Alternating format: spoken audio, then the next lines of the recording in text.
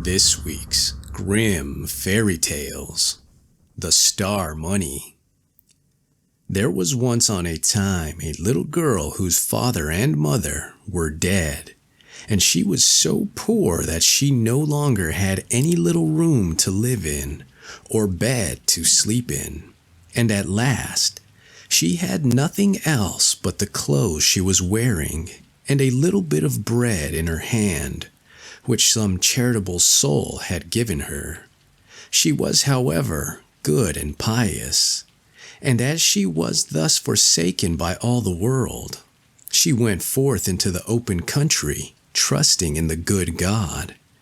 Then a poor man met her who said, "Ah, give me something to eat.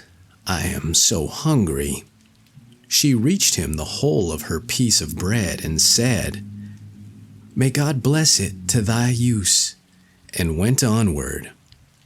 Then came a child who moaned and said, "My head is so cold, give me something to cover it with." So she took off her hood and gave it to him, and when she had walked a little farther, she met another child who had no jacket and was frozen with cold. Then she gave it her own, and a little farther on one begged for a frock, and she gave away that also. At length she got into a forest, and it had already become dark, and there came yet another child, and asked for a little shirt. And the good little girl thought to herself, "It is a dark night, and no one sees thee. Thou canst very well give thy little shirt away," and took it off, and gave away that also. And as she so stood, and had not one single thing left, suddenly some stars from heaven fell down, and they were nothing else but hard, smooth pieces of money. And although she had just given her little shirt away, she had a new one, which was of the very finest linen. Then she gathered together the money into this, and was rich all the days of her life. The Poor Man and the Rich Man. In olden times, when the Lord himself still used to walk about on this earth amongst men, it once happened that he was tired and overtaken by the darkness before he could reach an inn. Now there stood on the road before him 2 houses facing each other, the one large and beautiful, the other small and poor. The large one belonged to a rich man, and the small one to a poor man.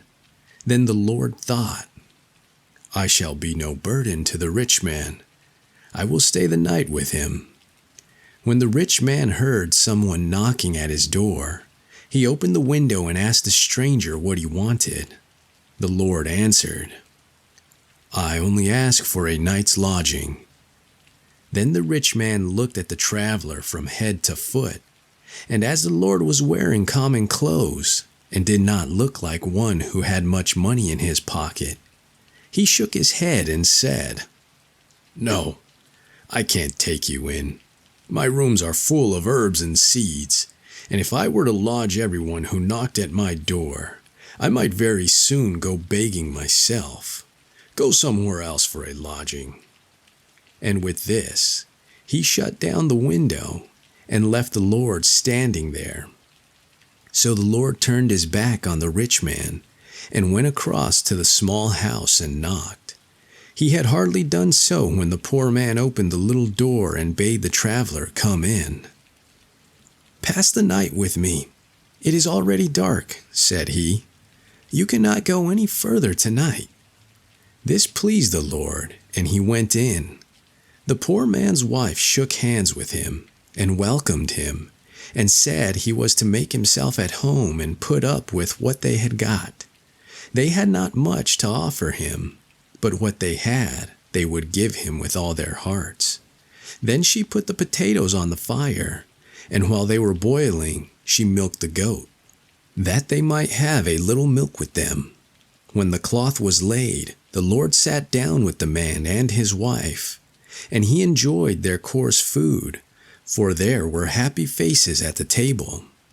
When they had had supper, and it was bedtime, the woman called her husband apart and said, "Hark you, dear husband, let us make up a bed of straw for ourselves tonight, and then the poor traveler can sleep in our bed and have a good rest, for he has been walking the whole day through, and that makes one weary."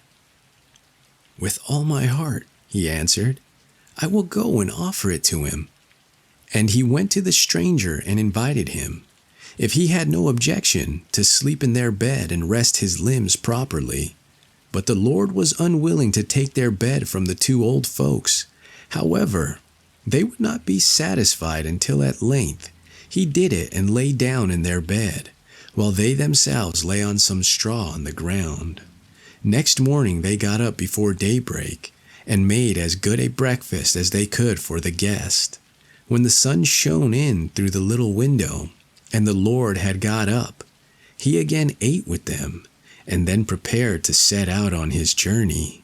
But as he was standing at the door, he turned round and said, "As you are so kind and good, you may wish 3 things for yourselves, and I will grant them."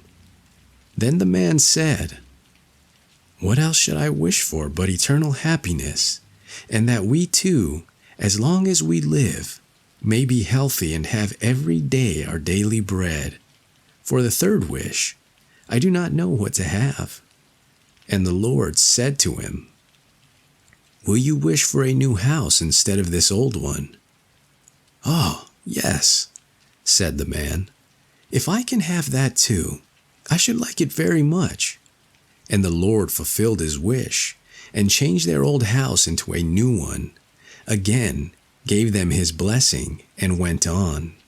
The sun was high when the rich man got up and leaned out of his window and saw, on the opposite side of the way, a new, clean-looking house with red tiles and bright windows, where the old hut used to be. He was very much astonished, and called his wife and said to her, "Tell me, what can have happened? Last night there was a miserable little hut standing there, and today there is a beautiful new house. Run over and see how that has come to pass." So his wife went and asked the poor man, and he said to her, "Yesterday evening a traveler came here and asked for a night's lodging, and this morning, when he took leave of us, he granted us 3 wishes, eternal happiness, health during this life, and our daily bread as well. And besides this, a beautiful new house instead of our old hut." When the rich man's wife heard this, she ran back in haste and told her husband how it had happened. The man said, "I could tear myself to pieces if I had but known that. That traveler came to our house too and wanted to sleep here, and I sent him away." "Quick," said his wife, "get on your horse. You can still catch the man up, and then you must ask to have 3 wishes granted to you." The rich man followed the good counsel and galloped away on his horse, and soon came up with the Lord. He spoke to him softly and pleasantly, and begged him not to take it amiss that he had not let him in directly. He was looking for the front door key, and in the meantime the stranger had gone away. If he returned the same way, he must come and stay with him.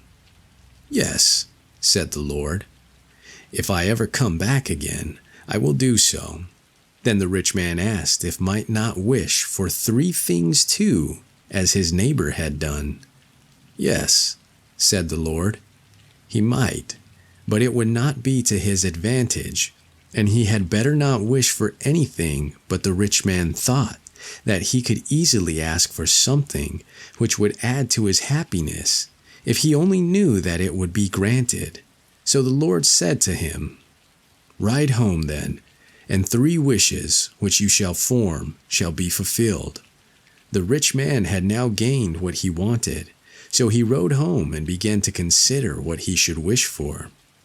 As he was thus thinking, he let the bridle fall, and the horse began to caper about, so that he was continually disturbed in his meditations, and could not collect his thoughts at all. He patted its neck, and said, "Gently, Lisa. But the horse only began new tricks. Then at last he was angry, and cried quite impatiently, "I wish your neck was broken." Directly he had said the words, down the horse fell on the ground, and there it lay dead and never moved again. And thus was his first wish fulfilled. As he was miserly by nature, he did not like to leave the harness lying there, so he cut it off and put it on his back, and now he had to go on foot. "I have still 2 wishes left," said he, and comforted himself with that thought. And now as he was walking slowly through the sand, and the sun was burning hot at noonday, he grew quite hot-tempered and angry. The saddle hurt his back, and he had not yet any idea what to wish for. "If I were to wish for all the riches and treasures in the world," said he to himself, "I should still to think of all kinds of other things later on. I know that beforehand, but I will manage so that there is nothing at all left me to wish for afterwards." Then he sighed and said, "Ah, if I were but a Bavarian peasant, who likewise had 3 wishes granted to him, and knew quite well what to do, and in the first place wished for a great deal of beer, and in the second for as much beer as he was able to drink, and in the third for a barrel of beer into the bargain." Many a time he thought he had found it, but then it seemed to him to be, after all, too little.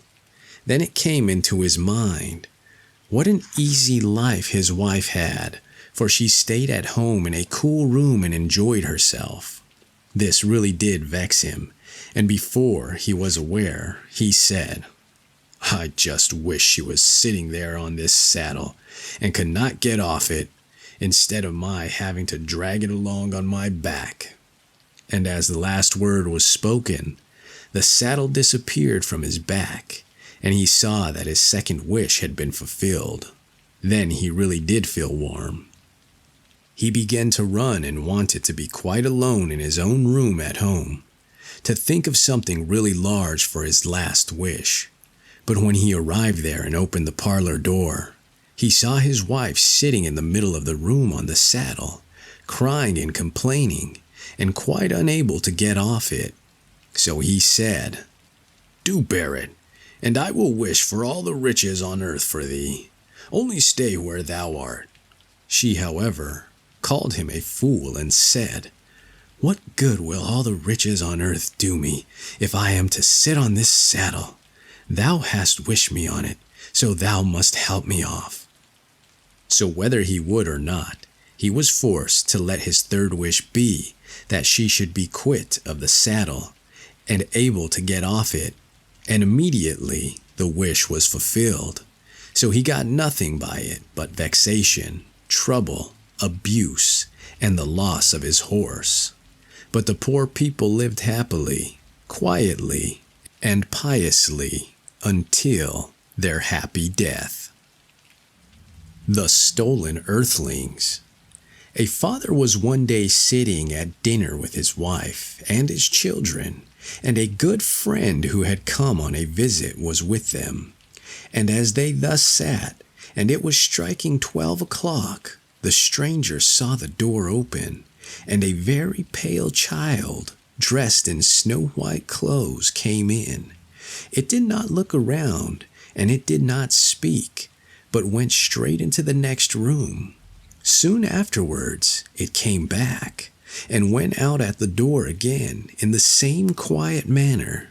On the second and on the third day, it came also exactly in the same way. At last, the stranger asked the father to whom the beautiful child that went into the next room every day at noon belonged. "I haven't never seen it," said he. Neither did he know to whom it could belong. The next day when it again came, the stranger pointed it out to the father, who however did not see it, and the mother and the children also all saw nothing. On this, the stranger got up, went to the room door, opened it a little, and peeped in. Then he saw the child sitting on the ground, and digging and seeking about industriously amongst the crevices between the boards of the floor. But when it saw the stranger, it disappeared. He now told what he had seen and described the child exactly, and the mother recognized it and said, "Ah, it is my dear child who died a month ago." They took up the boards and found 2 farthings which the child had once received from its mother, that it might give them to a poor man.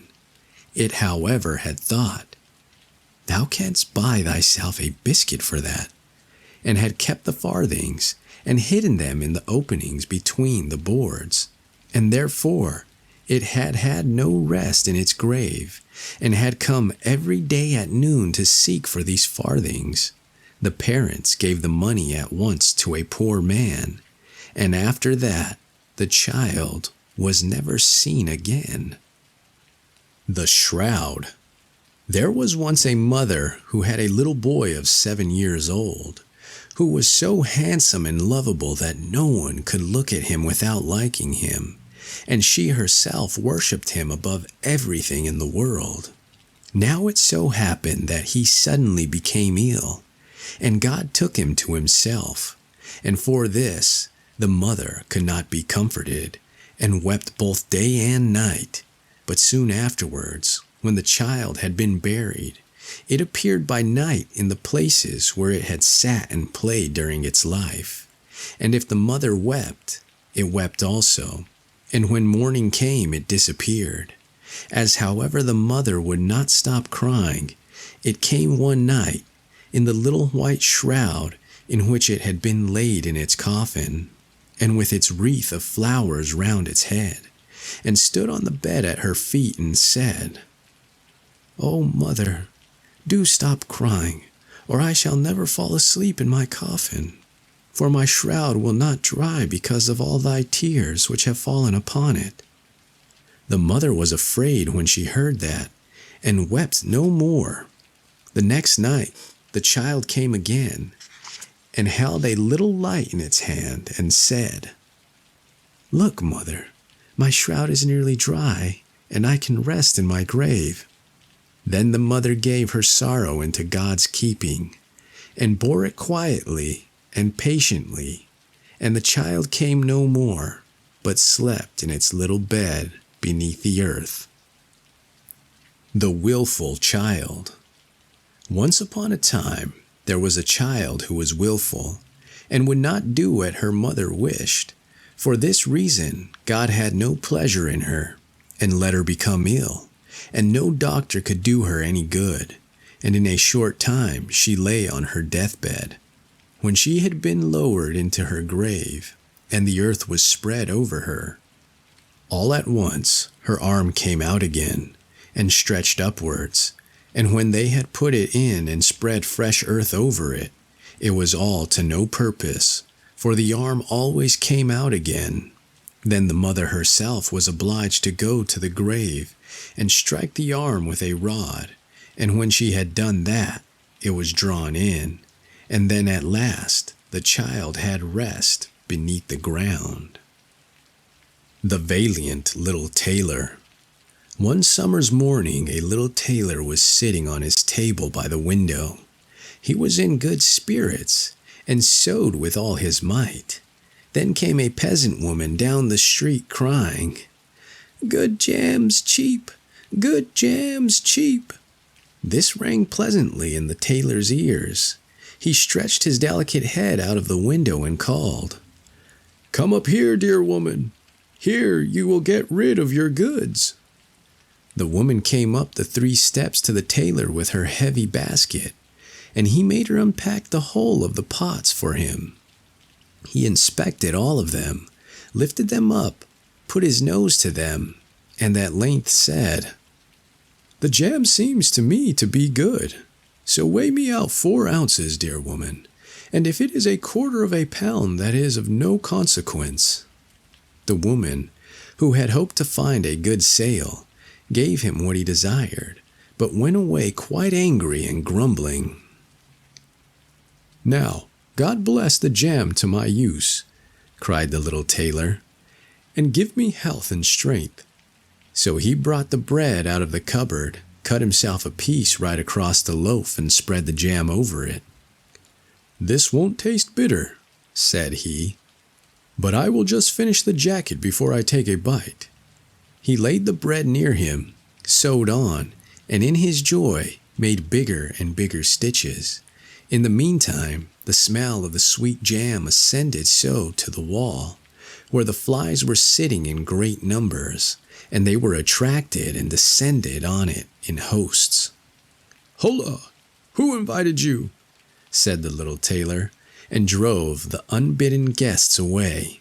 The flies, however, who understood no German, would not be turned away, but came back again in ever-increasing companies. The little tailor at last lost all patience, and got a bit of cloth from the hole under his work table, and saying, "Wait, and I will give it to you," struck it mercilessly on them.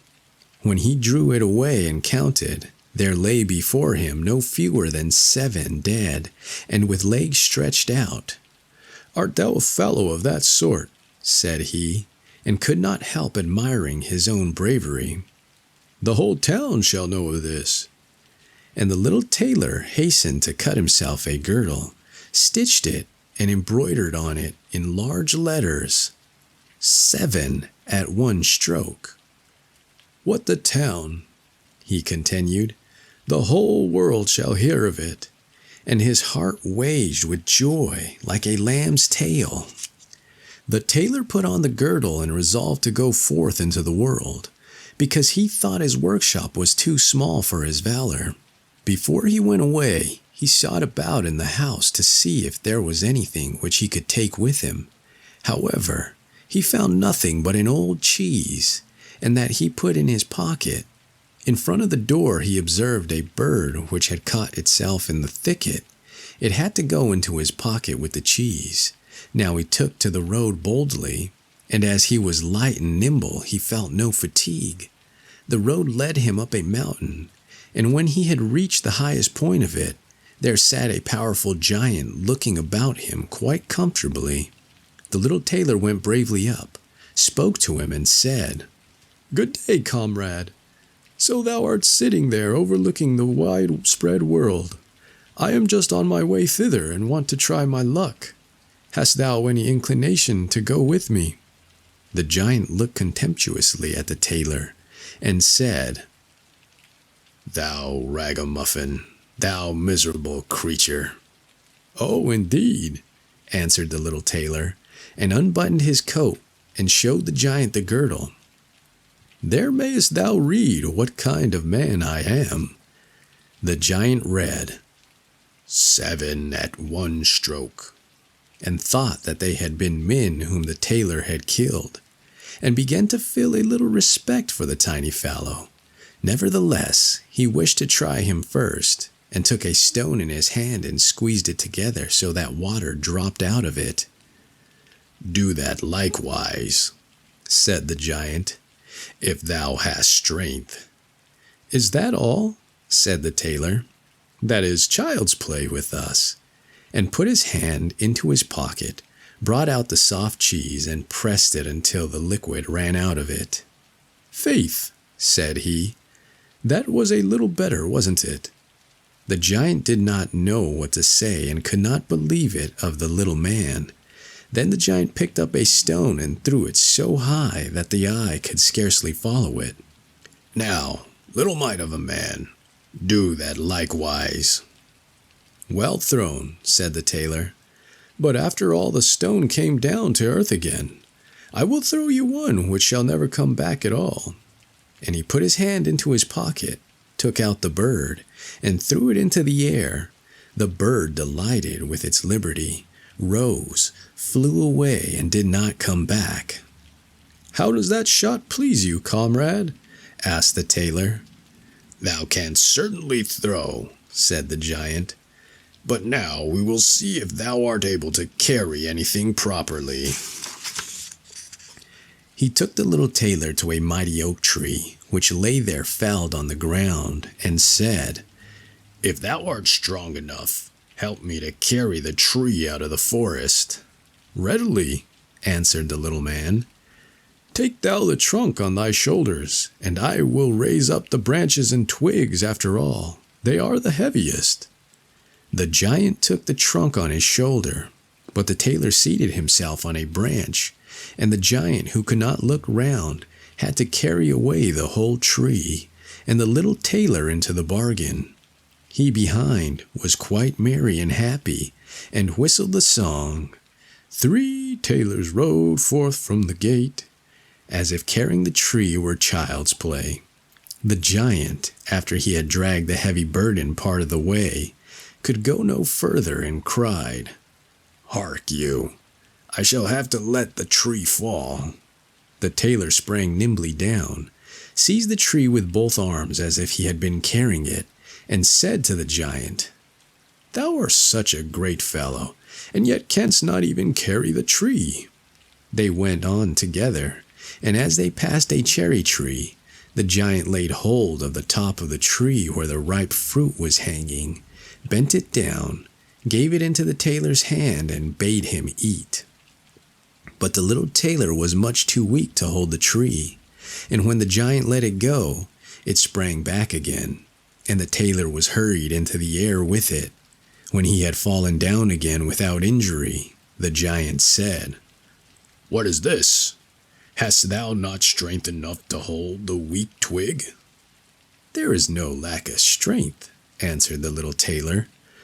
"Dost thou think that could be anything to a man who has struck down 7 at one blow?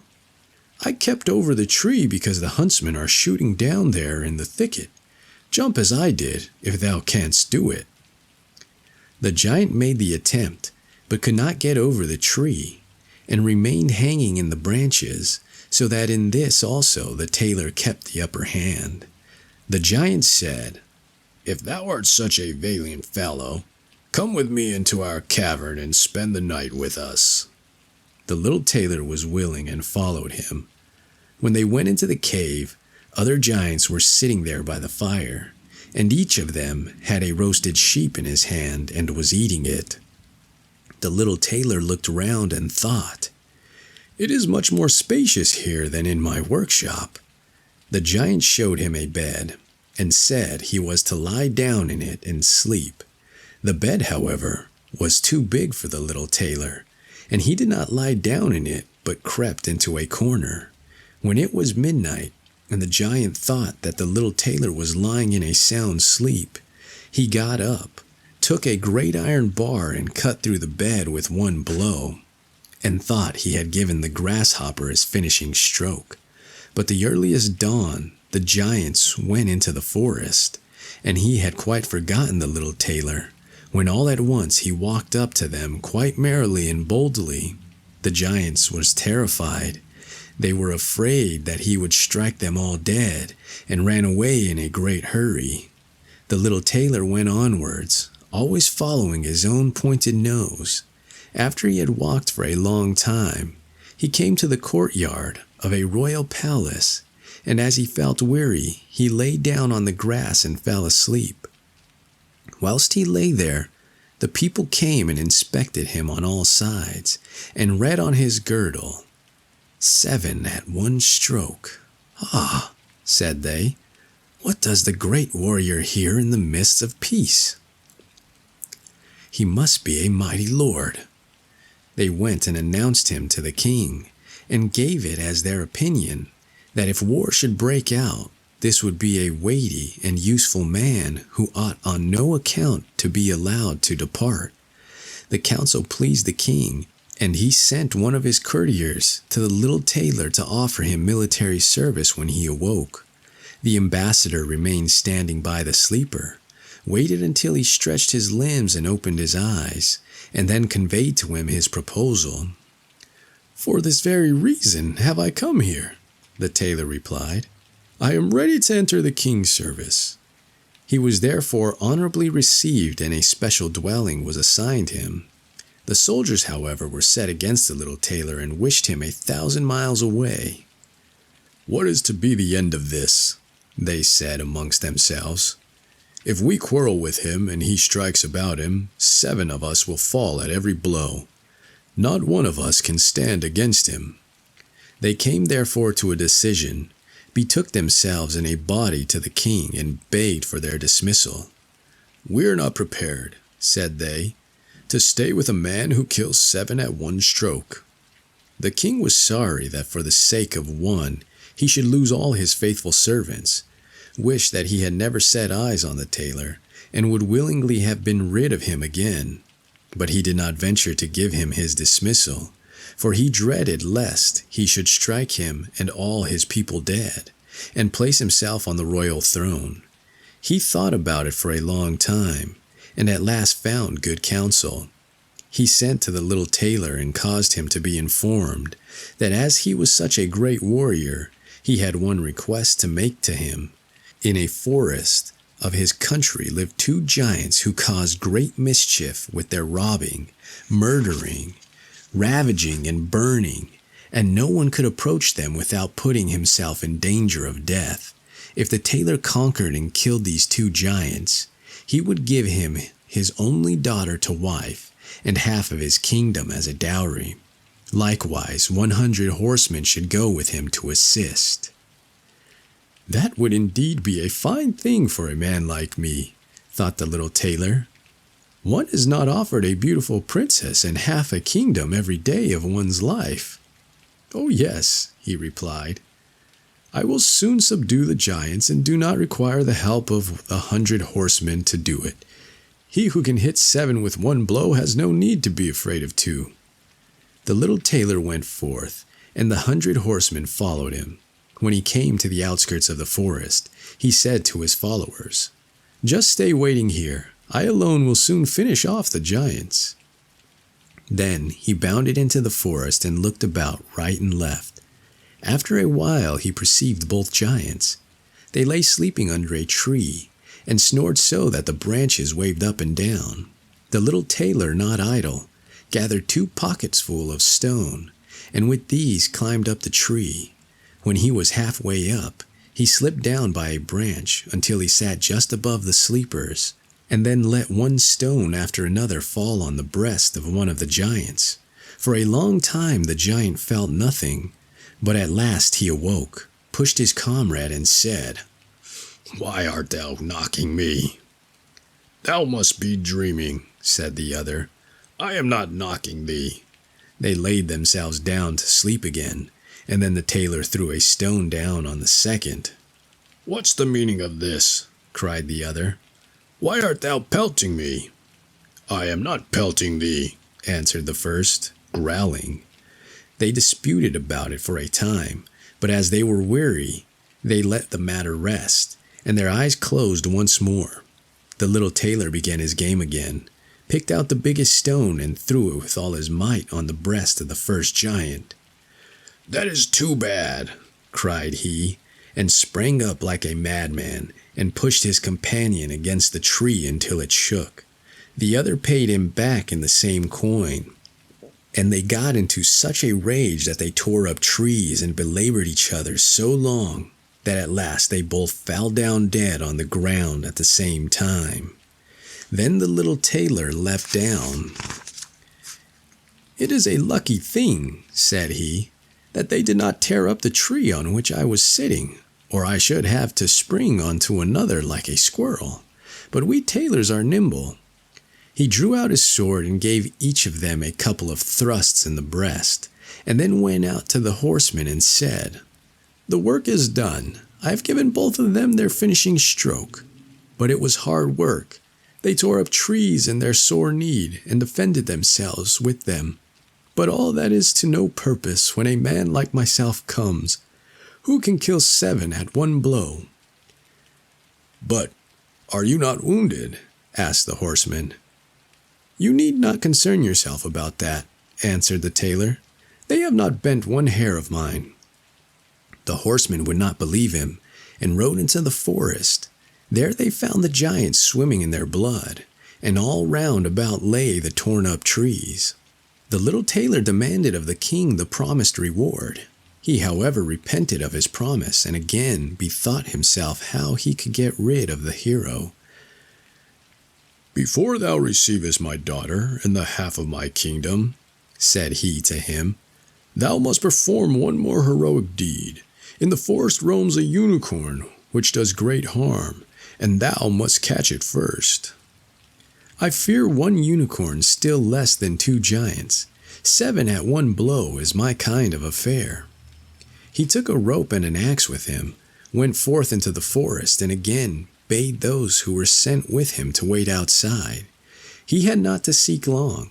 The unicorn soon came towards him, and rushed directly on the tailor, as if it would spit him on his horn without more ceremony. "Softly, softly, it can't be done as quickly as that," said he, and stood still and waited until the animal was quite close, and then sprang nimbly behind the tree.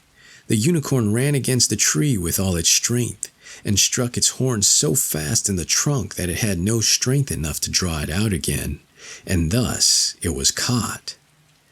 "Now I have got the bird," said the tailor, and came out from behind the tree and put the rope round its neck, and then with his axe he hewed the horn out of the tree, and when all was ready he led the beast away and took it to the king. The king still would not give him the promised reward, and made a third demand. Before the wedding the tailor was to catch him a wild boar that made great havoc in the forest, and the huntsmen should give him their help. "Willingly," said the tailor. "That is child's play." He did not take the huntsmen with him into the forest, and they were well pleased that he did not, for the wild boar had several times received them in such a manner that they had no inclination to lie in wait for him. When the boar perceived the tailor, it ran on him with foaming mouth and whetted tusks, and was about to throw him to the ground, but the active hero sprang into a chapel which was near, and up to the window at once, and in one bound out again. The boar ran in after him, but the tailor ran round outside and shut the door behind it, and then the raging beast, which was much too heavy and awkward to leap out of the window, was caught. The little tailor called the huntsmen thither that they might see the prisoner with their own eyes. The hero, however, went to the king, who was now, whether he liked it or not, obliged to keep his promise, and gave him his daughter and the half of his kingdom. Had he known that it was no warlike hero, but a little tailor who was standing before him, it would have gone to his heart still more than it did.